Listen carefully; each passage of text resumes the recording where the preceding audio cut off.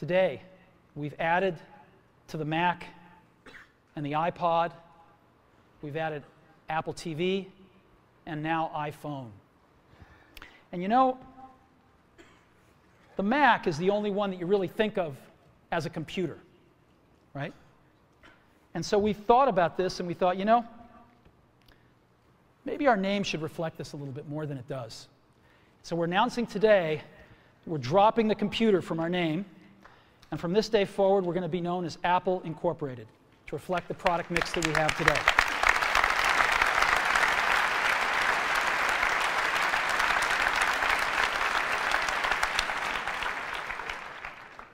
You know, I didn't sleep a wink last night, and I was so excited about today because we've been so lucky at Apple. We've had some real revolutionary products. The Mac in 1984 is an experience that those of us that were there will never forget, and I don't think the world will forget it either. The iPod in 2001 changed everything about music, and we're going to do it again with the iPhone in 2007. We're very excited about this. And you know, there's an old Wayne Gretzky quote that I love. I skate to where the puck is going to be, not where it has been. And we've always tried to do that at Apple, since the very, very beginning. And we always will. So thank you very, very much for being a part of this.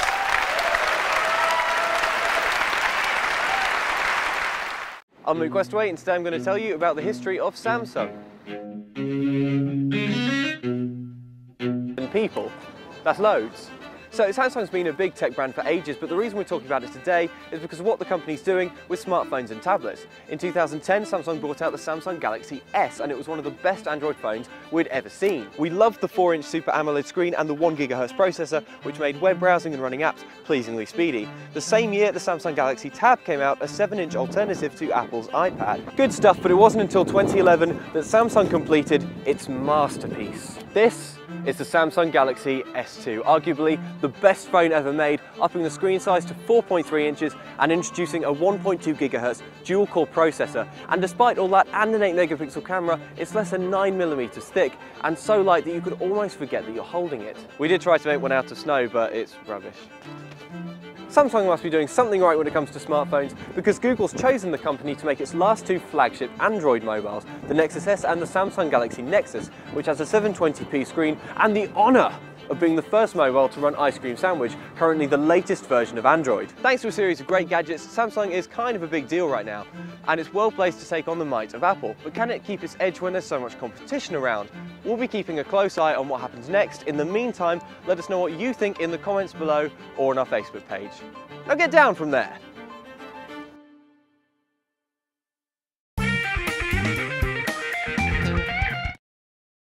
So speaking of innovation, let's talk about the patent wars that go on. Yeah. Apple, Samsung, Google. Is that a problem for innovation? Well, it's a pain in the ass. Okay. Is it a problem for innovation? I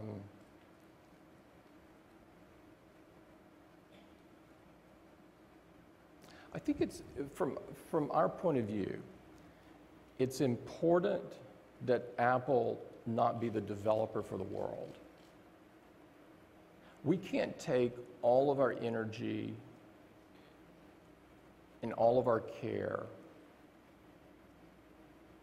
and finish the painting and have someone else put their name on it. We can't have that.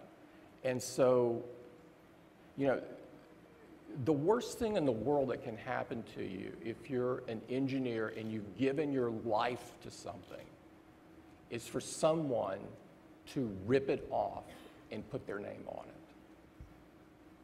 it. And so what we want to accomplish is we just want people to invent their own stuff. And we don't want to be the developer for the world. But there are people accusing you of ripping them off.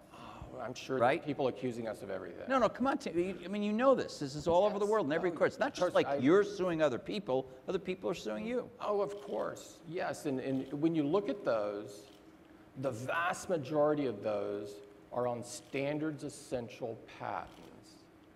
And this is an area where the patent system is broken today. You know, standards essential patent carries with it a responsibility by the person who owns the patent to license it in a fair and reasonable and non-discriminatory So what's one example of a standard, just in case there aren't, everybody isn't Except a for patent Nathan. lawyer. Nathan understands. It's something that And Nathan knows, but I mean, let me just make it simple. It's something fundamental to connecting to the 3G network. okay. You know, where there's no way you could design a product without whatever this is. And so the issue with the system, as I see it, relative to this, there are other issues, and I'm sure you'll get into those later in the conference, but the issue is that this is an economic argument. It's not there should be no one should be able to get an injunction off a standards essential patent because the owner of the patent has the responsibility to license it on a fair, reasonable, and non-discriminatory manner. And so when somebody comes to you and tries to, you know, get some obscene level of money from you for this, they're in essence telling you they're not going to license it because they want to go try to get an injunction and use the court system to do that. And in my view, use it in a way that it wasn't intended. So just so I get this straight, are you saying, and I want to put words in your mouth, that's why I'm asking. You're saying that when you sue somebody, it's because you finished the painting and they're ripping you off. I've never sued anyone. And when people are suing you, it's because they're trying to get more money than they should get under the way standard essential patents are understood. And nobody else feels they've done a painting that you've ripped off. Well, there's a lot of stuff in that. I can't tell you how people feel. I don't want like people talking about how I feel, and I don't represent how other people feel. What I'm saying, Walt, is that Apple has not sued anyone over standards essential patents that we own because we view that it's fundamentally wrong to do that. This was never the intention of a standards essential patent. The intention was that some payment be made. Yeah. And you can always argue about the payment, and there has to be a forum for resolving those disputes. But the problem in this industry is if you add up what everybody says the standards essential patents are worth, no one else could be in the phone business. Competition would be locked out. And so it's kind of gotten crazy. This is one issue. And so there's some of this that is maddening. It's a waste. It's a time suck. However, does it stop innovation? It's not going to stop us from innovating, no. But it's overhead. It's overhead that I wish didn't exist. And if we can find a way to settle this, then... But you just had settlement talks with... I read that in the paper, but I can't talk about it. Oh, you can't talk about it at all? No, the magistrate asked us not to talk about it. So. The magistrate? No, this is D. We're like exempt from the magistrate. He is the magistrate. I'm sorry, he didn't tell me that. So Let me get him on my... In that vein, how do you like Google's painting? Pretty? Tacky? What? I love Apple's painting. Okay. I love Apple's painting. We know. And Google's painting. You can talk about RIM's painting a little bit, but mostly I'm interested in I don't want to talk about other companies. You brought up patents, and so I brought up something that I feel passionate about, as you might tell, that I think is an abuse of the system that was not intended.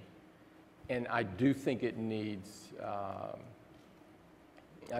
fixed, and I'm hoping that some of the regulators and so forth will charge at this and begin to fix it.